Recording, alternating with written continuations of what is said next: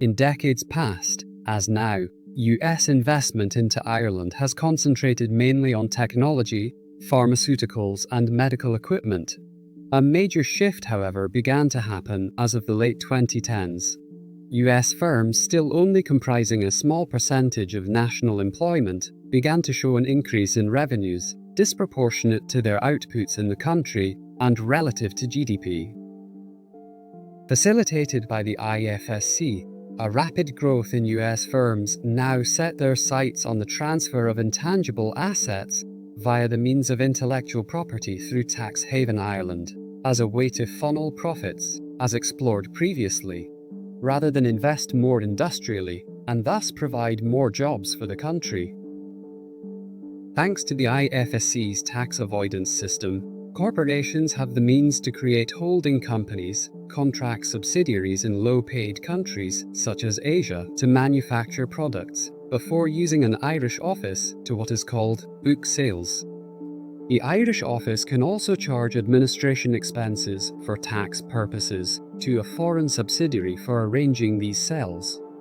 Either way, profits will appear to be made in Ireland and not abroad, and so charged minimum taxes.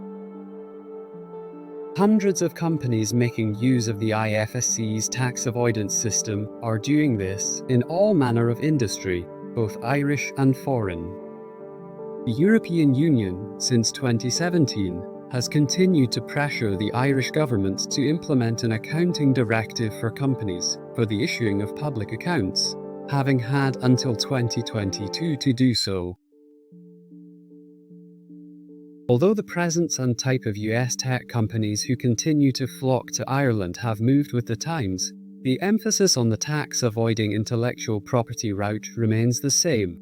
Where once hard tech companies such as Apple, Dell, Hewlett-Packard, and Microsoft set up manufacturing operations, only to move to regions such as Asia for cheap labor.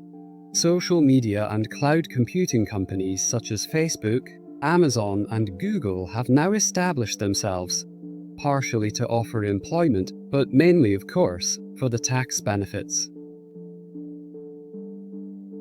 Far from avoiding or bypassing state interaction, social media companies, largely Facebook, have become cozy with government, just as much as legal and financial firms, actively promoting each other's interests.